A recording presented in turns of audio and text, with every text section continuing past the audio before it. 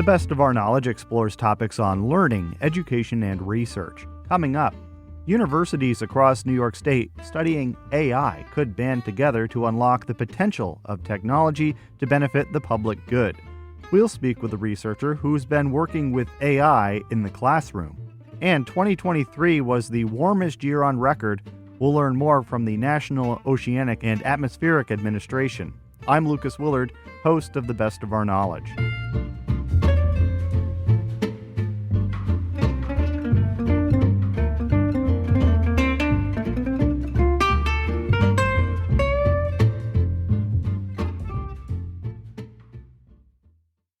You're listening to The Best of Our Knowledge. I'm Lucas Willard. Artificial intelligence technology is rapidly advancing, and the race is on for colleges and universities to unlock its full potential. As part of Democratic Governor Kathy Hochul's state budget proposal, New York is seeking to create a consortium of private and public universities to accelerate the development of AI for the public good.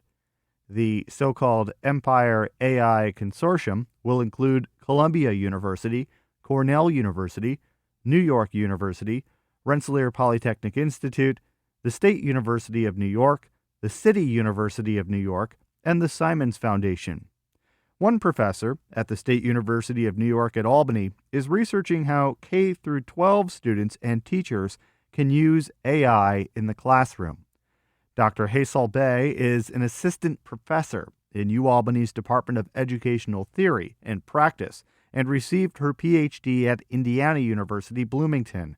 I spoke with Dr. Bey to learn more about her work to develop AI curricula that began in a classroom environment in Indiana.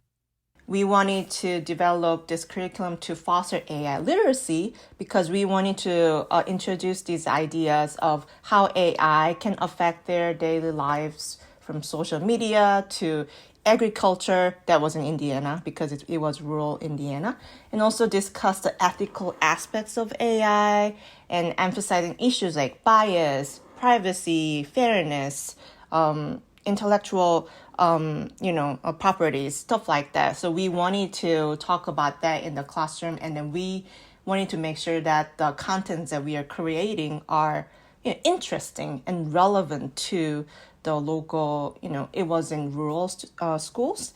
So we brought some, what kind of factories are there? What do your parents do?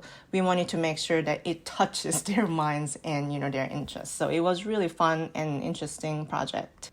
You hear a lot about media literacy, social media literacy, and now there's the emerging area of AI literacy, because young people are clued in. They are on their devices, they're on social media, they're using the web probably more than you and I are in a lot of our parts of our daily and our downtime. So they may have had a lot of experience with AI and they don't know it. So why do you think that this is an important mission in reaching young people and talking about not only how AI can be relevant to their learning and their potential careers, but also in their day-to-day lives? Exactly. So as you just said, I also have a young child too, and then it seems like they're born with the technology. They don't even have to think about what is AI because it's so natural to them. But then the issue is AI is not visible. It's not something tangible that they can notice, like, hi, this is AI. It doesn't do that on their app. So we wanted to introduce the idea intentionally in the classroom format so that they can learn just like math and science, but also AI. But at this point, the advancement of AI is so rapid. There is not a curriculum or structure that the teachers can pursue at this point. So we wanted to make sure we can support the teachers and, in the classroom, and to make sure, how to introduce those ideas early on so they know how AI works and how it can affect their each clicking in their app. I remember when I was in middle school learning how to use a search engine. In my middle school, I did take a class that actually taught asking about search engines and how to use and or and comma and stuff like that. And there was even a competition about how to search certain information fast, and I actually did win the prize. I remember now. So it's very similar to that, I guess, but then it's more. I feel like it's more deep and more pervasive in this everyday life. That's why it is important to introduce to them early on. And so now there's going to be this effort by New York State, which is going to expand on that, really, that mission of unlocking AI for the public good and in learning more about it so it can be used in a good way and not in a malicious way or a damaging way in any kind of arena. How do you view this sort of statewide cooperation that includes the University at Albany and all of these professionals coming together? Why do you see that as a benefit? Because it is the largest cluster hire in the university, and I am one of the cluster hire, and it's 27 new hires, and there are existing faculty already using AI technology in their work. So there are, it's a interdisciplinary effort, and so it's even from Department of Philosophy or Arts and Education, cybersecurity, and of course, computer science, political science, even. So I thought this collaboration can expand our interests, our research efforts, even teaching to something that we never really noticed, like what each department, each program is doing, and how we can collaborate to meet that gaps that we are noticing. So a lot of conversations are going on about, to learn about what each department or which researcher is doing, and then to see how we can work together to make something meaningful for the society. Because, when you see the life and society, it's not just one sector. It's always the combination of something. And especially with AI, I think the idea comes from at least to me, it seems like, so what is AI and how AI is so different from human? Then it comes down to even think about then what is human? So there are a lot of questions that we want to answer. And to answer those very deep, complex questions, we want to sit together, from different perspectives and then think together, to answer these questions, because these do tend to entail a lot of, complex ideas. Absolutely. We've talked about how curriculum can or should be designed to help young people learn more about the effects of AI, but what about for older adults and for people who may not be as tech savvy as young people? Certainly there's room for education and AI literacy there as well. That is a great point. So one of my research project is to interview the teachers who are teaching AI, and then they're saying, very interesting to me, that even though the students are accepting the AI idea and the activities really well, but then some parents are saying like, I don't want my kid to learn AI just yet because AI is scary. But then the parent is using like Spotify or Netflix on their phone, but not realizing they're actually utilizing the AI technology. So it is really important to find a good way to bridge that gap between the young generations and the, like you said, adults, like parents and community members. So actually, another line of my research is to reach out to local libraries or community colleges to develop another workshop or some crash courses that can talk to those adults as well. So it's kind of but then it's just happening so quickly. So it's just not fast enough to, I feel like, catch up with all those plans, but that is going on. So the technology is evolving and improving so rapidly. It's hard to even, once you have something nailed down about what you want to communicate to someone who's completely unfamiliar with AI, you're already left in the dust. Exactly. And especially with the adults, it is more challenging because we all come with some bias or prejudice about something.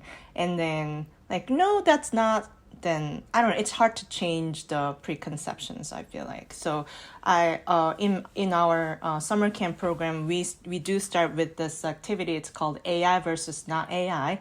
And then we have to categorize it, each subject or object is using AI feature or not. And then it's really fun conversation because sometimes we do get confused. Like, wait, is this AI or not?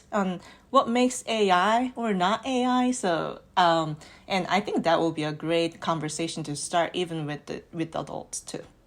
Do you have any ideas about where AI could be potentially helpful? There's a lot of discussion about how it's harmful, but are there any particular industries or applications that maybe you're experiencing in your day to day life where you feel AI could or is already being helpful?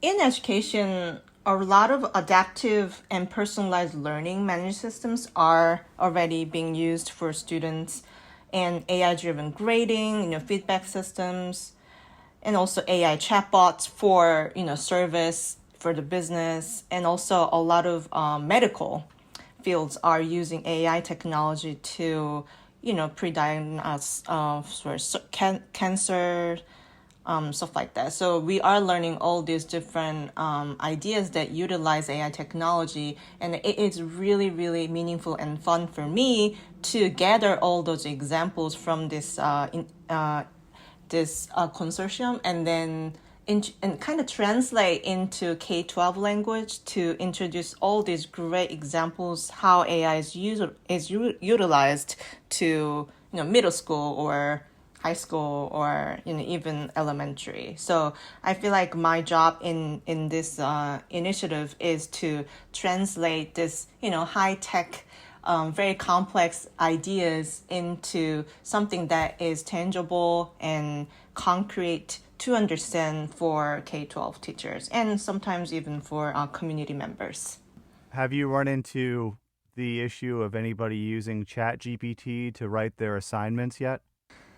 So that's always the question that I always get. It's funny because sometimes I do ask directly, like, did you use whenever I don't know. It's just I don't know. It's such a big like trust issue, I feel like, and I want to say I have big trust in my class, in my students, so I don't really ask that questions.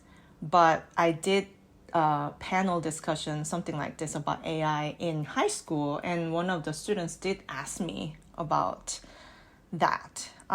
Hey, so I did use AI, ChatGPT for my essay, and is it okay? And I said, well, how much did you use? What prompts did you use? Did you use it to summarize your work, or did you use it to submit your work? What did you do? And then she was very honest. I just wanted to summarize my work, but then I didn't do XYZ. I don't know. So the discussion went on, and then we ended up with this school or this class needs to have a AI policy. What is okay? What is not okay? How transparent should we be? Lots of questions to answer, but that was a great start of thinking about AI. And then it is definitely going on. Like it's really funny that the students actually think about it first. Now, I'm sure teachers thought about it too, but it was nice that students brought it up first and then asked about it. And even one student brought up, like, I also used the image generation for my art class, and then my dream job is to become illustrator or something. And then is this like, if AI generates with my prompts, is it mine or AI's? Can I get paid through it? Oh my God, I was impressed how delicate and like complex questions that they already have in their mind. And are we ready? Are we adults ready to answer these? So maybe, yeah, we do need to think maybe I should think about how to approach this conversation to adults too. Now I realize it more. So, what will you be teaching this semester? Are you looking forward to any classroom or coursework in the coming months with regards to emerging technologies like AI? So I just started last semester, but we partnered with one local school district in Albany, and we did survey the whole district student teachers about how prepared they are to teach about AI or use AI or even talk about AI to their students. We got really great response, and we are ready to deep down, to that topic by interviewing more teachers and maybe even some students, and then we will develop professional development programs to talk about those. But then I also am designing a introduction to AI in education course. So a lot of K-12 teachers will be taking these courses in summer. That's going to be in summer. And also in U Albany, we are creating a webinar series that's going to talk about something about these that we just talked about. So lots of efforts are going on. We are trying to reach more, broader community, like teachers, students, and even community members, or leaders. So I think it's really exciting time. I am really lucky to be in this time, so I can have more attention and more resources and great collaborative efforts around this topic. So I am very happy to be in this like movement. I want to say.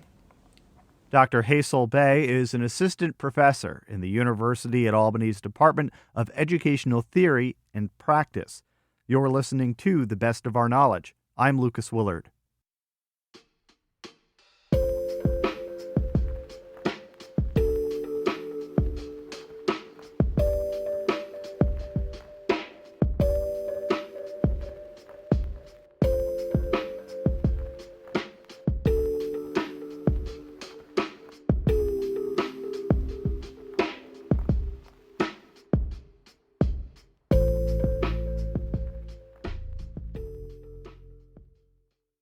This is The Best of Our Knowledge. 2023 was a year of weather extremes and high temperatures. Last year, the United States saw a longer and more devastating wildfire season, massive rainfall and flash flooding events, and an uptick in severe hurricanes. This month, NASA and NOAA, the National Oceanic and Atmospheric Administration, released their annual Global Climate Report for 2023, detailing the hottest year on planet Earth since record-keeping began. Climate scientist and public affairs specialist at NOAA, Tom DiLiberto, spoke with The Best of Our Knowledge's Jody Cowan to break down the data from this year's record-breaking report. 2023 is going to go down in the record books as the warmest year on record for both the NOAA and NASA datasets. The NOAA datasets goes all the way back to 1850. And this record wasn't broken by a little bit either. It was broken by a lot. 2023 is by far the warmest year in our record. I often struggle just to get a temperature reading on like my kid's forehead as they're sitting on my lap. How do we go about collecting an average temperature of the planet? That's a great question. So we have weather stations on land and also buoys in the ocean. We have ships, we have airplanes, we also have satellites in space that are all monitoring everything that's going on our planet. And it's actually a worldwide group made up of an international collaboration with the United States and everywhere else that basically monitors our planet and gives in information into one individual area. And then scientists take all of that data and they combine it to create a data set that covers the entire globe. 2023, we saw a lot of extreme weather events. What were some of the impacts of climate change, and what can we expect to kind of hit the country here and maybe where our offices are here in the Northeast? So 2023 was marked by extreme heat waves in lots of parts of the planet, but also incredibly heavy rainfall, led flash flooding in the Northeast especially. But even when it comes to wildfires, now you may not think about wildfires much where you are, but I think this last summer we all understood the impacts of the smoke of wildfires, as wildfires that happened in Canada blew smoke all the way across the middle and eastern part of the country, leading to horrible air quality and those burnt red skies even in the middle part of the day. Now, that's not to say that's going to happen next year, but climate change is certainly making our planet warmer. And what that does is it tends to lead to there being more extremes when it comes to temperature. So hotter temperatures, longer heat waves, but also gives the potential for there being heavier precipitation events. Or on the flip side, if it doesn't rain, it could lead to there being drought, which could lead to there being more conditions more conducive for wildfires. So climate change and hotter temperatures are all things that could lead to those extremes increasing. According to NOAA's annual climate and weather disaster report, 2023 was a costly one when looking at some of the effects of this here. What else can you tell us about this report and the drastic difference between this year and years in the past?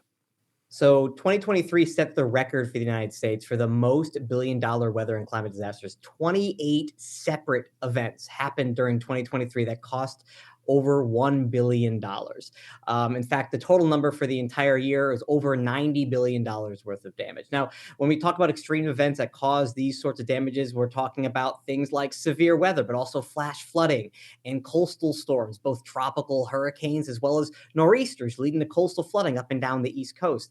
Drought could also lead to these big impacts. So if you take a look at the United States last year, barely any part of the country didn't feel something when it came to some sort of extreme event. Does the information gathered in these reports address what's affecting the climate change, what's causing this?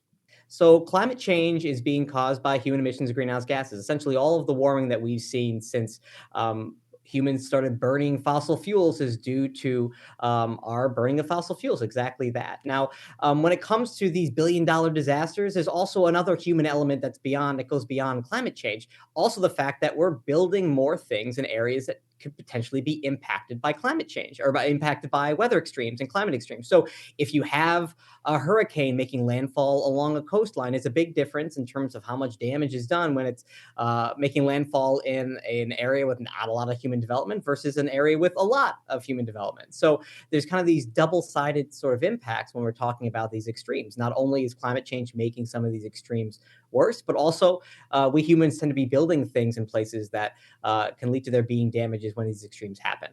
What kind of action steps are NOAA taking to address some of these climate issues?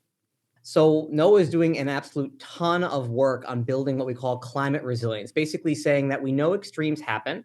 We know that some extremes will be getting worse. So how can we make it so that our communities across the entire country and across the world can be better prepared for when these extremes happen, but also be able to bounce back after they occur? There's no way you can necessarily stop these events from happening, but there is a way of dealing with them and be able to minimize their impacts as best we can. But more importantly, when these impacts do happen, be able to bring and help people back up and get on their feet after the events. You're a well-regarded public speaker on weather and climate and have written about the increase in global temperature trends for a while now. Do you feel like your message is getting across? Should we be more alarmed here? And maybe more importantly, will we be seeing more YouTube videos from you uploaded in 2024?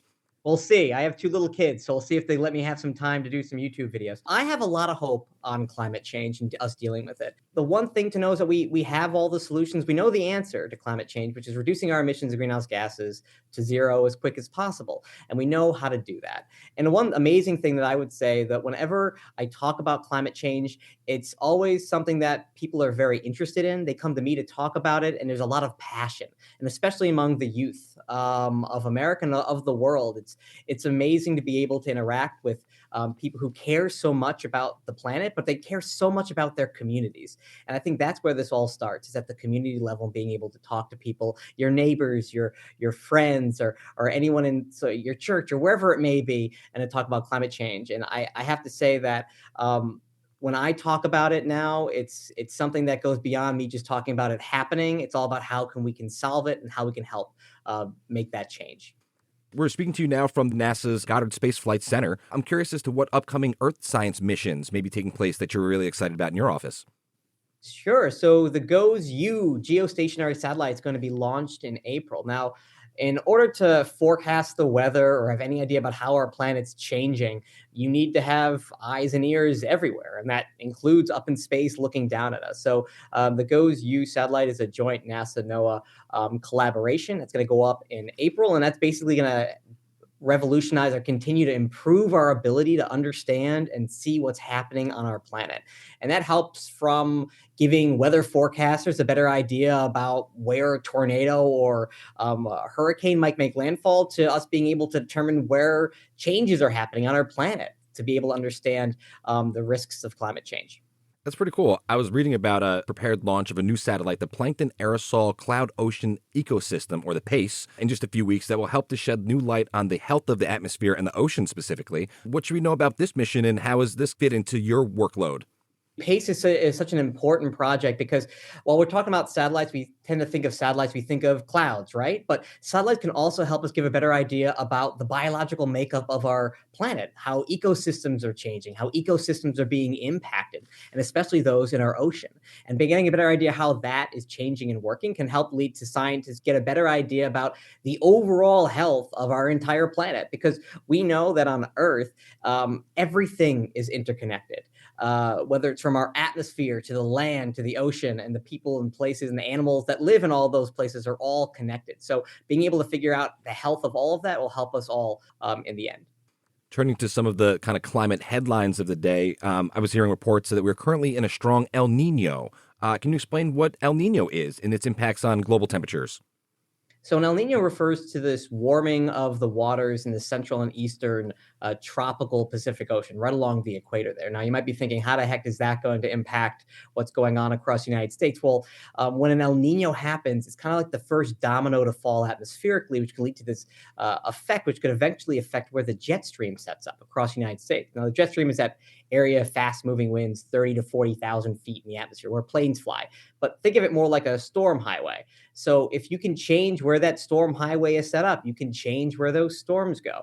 So El Nino basically can extend that jet stream, especially across the southern tier of the United States, which can lead to there being more precipitation across that part of the country. Meanwhile, places further to the north, let's say in the northwest United States, can lead to there being less precipitation. Now, across the northeast, occasionally it can also mean there being an increase in the number of storms coming up the East Coast, as it refers to nor'easters, which, if you're a big fan of snow, that's one thing that you would like that to happen. But we also know that when we have these, it's by no means a guarantee that we're going to see more snowfall in a given year, because we all know that the temperature plays a really important role in whether that precipitation falls as rain or snow. Tom DiLiberto is a climate scientist with the National Oceanic and Atmospheric Administration. He spoke with the Best of Our Knowledge's Jody Cowan.